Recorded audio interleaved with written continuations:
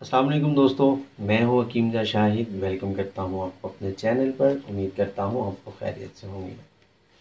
आज एक बार फिर एक नई वीडियो के साथ और एक नई जड़ी बूटी के साथ आपकी खिदमत में हाजिर हूं। आज हम बात करेंगे गुड़मार बूटी के बारे में।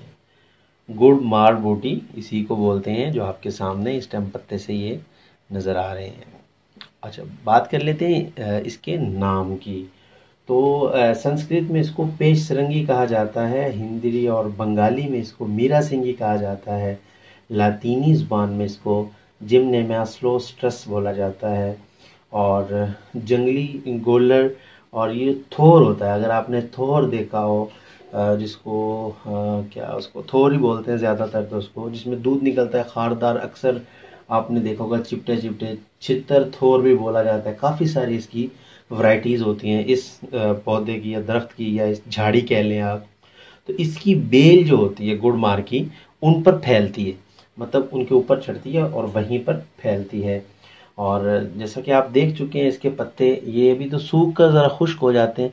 अगर ये ताज़ा हो तो ये थोड़े से ये बल्कि एक पत्ता ये नज़र आ गया, ऐसा पत्ते इसके जो हैं होते हैं। दरमियान में सफ़ेद कलर की जो है लकीरें इसके अंदर मौजूद होती हैं। ये इसकी निशानी है। और फूल नहीं आते इस पे, इसकी बेल जो होती है उस पे फलियां लगती हैं। और सबसे मज़ेदार बात यह है कि अगर इसकी आप कुछ थोड़ी सी पत्तियां लेकर मुंह में चबा लें, अच्छे से चबाने के बाद आप इसको थूक दें, उसके बाद आप चीनी भी खाएंगे तो आपको मीठी नहीं लगेगी। आपको महसूस होगा जैसे आप कोई फीकी चीज़ चबा रहे हैं। तो इसीलिए इसको गुड़मार बूटी कहा जाता है। ये नाम इसका इसीलिए पड़ा है कि इसको चबाने से मीठा ख़त्म हो जाता है। अब जायका, इसका अपना जो जायका होता है वो फीका सा होता है और कदरे मतलब ये मतलब कड़वा भी महसूस होता है। आप यही समझ लें कि हल्का हल्का कड़वा होता है और फीका और इस किस्म का। और मिजाज की अगर हम इसकी बात कर लें तो गरम खुश्क होता है दर्जा दोम में। मिजाज फिर सुन लीजिएगा, गरम खुश्क होता है दर्जा दोम में। और इसका जो मकाम है पैदाइश है वो पाकिस्तान है, मतलब पाकिस्तान में बहुत ज़्यादा पाई जाती है। अब बात कर लेते हैं इसके अफ़ाल और इसके इस्तेमाल, मतलब कि इससे क्या फ़वाइद लिए जा सकते हैं और कहाँ कहाँ इसको इस्तेमाल किया जा सकता है।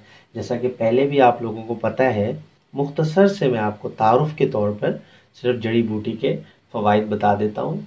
और आने वाले वक्त में इंशाल्लाह अच्छे से अच्छे नुस्खा जात जो होंगे वो आपके लिए लेके आऊँगा, मतलब मुख्तसर जड़ी बूटियों के हवाले से। मतलब 3 से 4 जड़ी बूटियां जिनमें डलें, या सिंगल जड़ी बूटी, मतलब एक जड़ी बूटी से भी आप कौन कौन से नुस्खे तैयार कर सकते हैं। और ये इंशाल्लाह जो है मुकम्मल मेथड के साथ आपके लिए वीडियोस लेकर आता रहूँगा। तो अब बात कर लेते हैं इसकी। अक्सर जो आँख पे मतलब वो दाना सा निकल आता है, वो फूला जिसको बोलते हैं, तो उसके लिए अगर इसका रस लेकर उसको इसको थोड़ा सा रगड़ के इसका रस निकाल के आँख में अगर टपकाया जाए तो उसके लिए बहुत मुफीद होता है। और अगर किसी ने शराब का नशा जो है ज़्यादा चढ़ गया हो किसी को, अव्वल तो ये इस्तेमाल नहीं करनी चाहिए, हराम होती है, हमारे मज़हब इस्लाम में हराम है। मैं फिर कह रहा हूँ इस्तेमाल नहीं करनी चाहिए।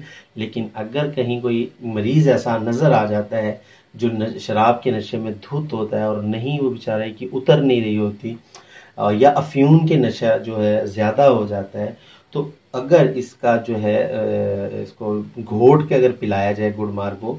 अब लाजमी नहीं है कि आप इसको ताज़ा लेकर ही करेंगे, आप इस खुश्क को भी लेकर मतलब किसी भी दौरी या चटुवट्टे में डालकर आप इसको थोड़ा सा पानी लगाकर इसको रगड़ के तैयार कर सकते हैं। इसका जो है आप इसको जुशांदा इसका बना लें, या इसका पानी जो है या इसको चबा कर निगल लिया जाए अंदर, तो इससे जो है नशा ज़ाइल हो जाता है। और इसको जो है जो क्या कहते हैं उसको ज़्याबतीस, मतलब शुगर के अंदर भी इसको जामन के साथ, जामन की गुठली और जंजबील, जंजबील कहते हैं इसको, अदरक को या सूंठ को, उसके साथ इसको मिलाकर भी शक्करी जो शुगर होती है उसके लिए इसको इस्तेमाल किया जाता है। और इसको ज़्यादा जो मतलब इस्तेमाल कर रहे हैं आजकल, वो होम्योपैथिक में इसकी पोटेंसियाँ तैयार की जाती हैं। पोटेंसियाँ जो होती हैं वो अल्कोहल के ज़रिए तैयार किया जाता है इसको। और मतलब कि वो भी एक अलग से मेथड है, वो मेरा मौजू नहीं है, लेकिन कभी इंशाल्लाह वक़्त मिला तो आपको ज़रूर बताऊंगा कि वो कैसे पोटेंसियाँ तैयार होती हैं उसकी। तो ज़्यादातर जो है इसको होम्योपैथिक में मुख्तलिफ पोटेंसीज़ बनाकर इसको इस्तेमाल करवाया जाता है। तो खुराक इसकी यही है जो मैंने आपको बता दी है, मतलब इसको ज़्यादातर चबा के निकल लिया जाता है, मतलब 2 से 3 ग्राम तक आप इसको इस्तेमाल कर सकते हैं। तो उम्मीद करता हूँ आज की वीडियो आपको ये जो मैंने बताया आपको 2 से 3 ग्राम, ये जो नशा वगैरह का मैंने बताया था, ये उसमें आप इस्तेमाल कर सकते हैं। और आँख के लिए तो आप कुछ कतरे टपका सकते हैं। बाकी जो नुस्खा जो होता है, जैसे शुगर के लिए मैंने बताया, जामन का जो है गुठली हो गई और ज़ंजबील हो गई, ये हो गई, मतलब जो भी मुकम्मल एक नुस्खा होता है उसके अंदर क्वांटिटी हम वज़न जो है नुस्खे के हिसाब से होती है। ठीक है, उम्मीद करता हूँ आज की वीडियो आपको ज़रूर पसंद आएगी। तो लाइक ज़रूर कर दिया करें, वीडियो को शेयर कर दिया करें ताकि आपके साथ दूसरों का फ़ायदा हो जाए। चैनल को सब्सक्राइब कर लीजिएगा और साथ में नोटिफिकेशन की बेल को ज़रूर ऑन कर लीजिएगा ताकि मेरी हर नई आने वाली वीडियो आपको मिलती रहे। हकीम ज़ा शाहिद को इजाज़त दीजिए। अल्लाह हाफिज़।